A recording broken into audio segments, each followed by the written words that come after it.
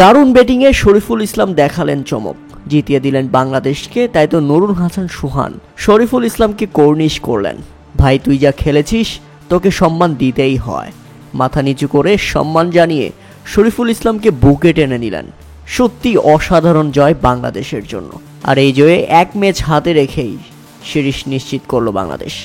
যে জাকের আলী এবং শামীম হোসেন পাটোয়ারিতে বিরক্ত ভক্ত সমর্থকরা সেই জাকের আলী এবং শামীম হোসেন পাটোয়ারির ব্যাটে ভর করেই আফগানিস্তানের বিপক্ষে দ্বিতীয় টি-20 ম্যাচে ঘুরে দাঁড়িয়েছে বাংলাদেশ। শুরুতেই মুখ থুবড়ে পড়া বাংলাদেশকে দারুণভাবে টেনে নিয়ে গেছেন এই দুই ব্যাটসম্যান 50 রানের দুর্দান্ত পার্টনারশিপে। তাই তো 10 ওভার শেষে বাংলাদেশের সংগ্রহ 3 উইকেট হারিয়ে 74 রান।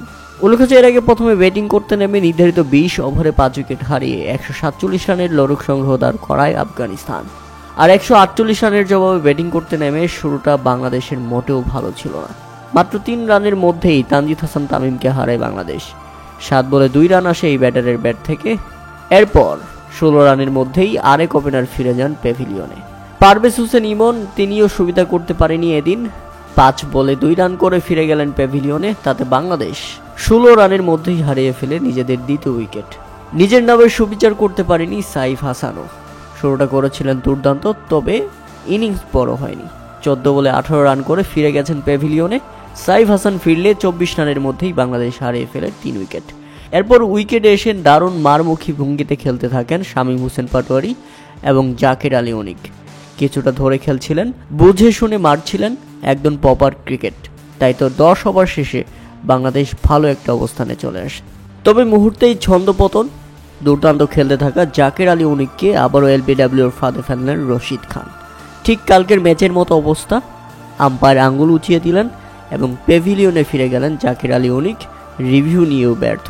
25 বলে 32 রান আসে জাকের আলীর ব্যাট থেকে। আর বাংলাদেশ হারিয়ে ফেলে তখন 80 রানের মধ্যেই 4 উইকেট। উইকেটে এসে নুরুল হাসান সোহান দারুণ এক ছক্কায় শামীম হোসেন পাটোয়ারিকে দারুণ সঙ্গ দিচ্ছিলেন। কিন্তু এর মধ্যেই আবার শামীম হোসেন পাটোয়ারি ফিরে গেলেন প্যাভিলিয়নে। বাংলাদেশের কপালে চিন্তার ভাঁজ। দারুণ খেলতে থাকা শামীম হোসেন পাটোয়ারির ব্যাট থেকে আসে 22 বলে 33 রানের ইনিংস। তবে ততক্ষণে বাংলাদেশকে জয়ের বন্দরে পৌঁছে দিয়েছেন তিনি। এরপর নাসুম আহমেদ এসে আরও একটি ছক্কা হাঁকান মোহাম্মদ নবীকে। নুরুল হাসান সোহানকে দারুণ সঙ্গ দেয়। আর মোহাম্মদ নবীর শেষ বলে নুরুল হাসান সোহান আরও একটি ছক্কা হাঁকান। এতে শেষ 24 বলে প্রয়োজন ছিল মাত্র 28 রান। রীতিমতো ম্যাচ বের হয়ে যায় ওই ওভারেই। এরপর নাসুম আহমেদের উইকেট তুলে নেন রশিদ খান, তবে সেটাতে সুবিধা করতে পারেনি আফগানিস্তান। নাসুমের পর উইকেটে এসেই বাউন্ডারি হাঁকান মোহাম্মদ সাইফুদ্দিন। তবে দ্বিতীয় বলেই আউট হতে হয়েছে এই ব্যাটসম্যানকে। রীতিমতো হতাশ সবাই। বাংলাদেশের কোচও বিরক্ত ছিলেন এ যাত্রায়। এরপর আবার আরও একটি উইকেট হারিয়েছে বাংলাদেশ। রিশাদ হোসেনকে বোল্ড করে দিয়েছেন আজমতুল ওমরজাই, যেটা বাংলাদেশের জন্য তখন সত্যি কাল হয়ে দাঁড়ায়। কেননা তখন এরপর শেষ 13 বলে প্রয়োজন ছিল 19 রান। বাংলাদেশ হারিয়ে ফেলেছে 8 উইকেট।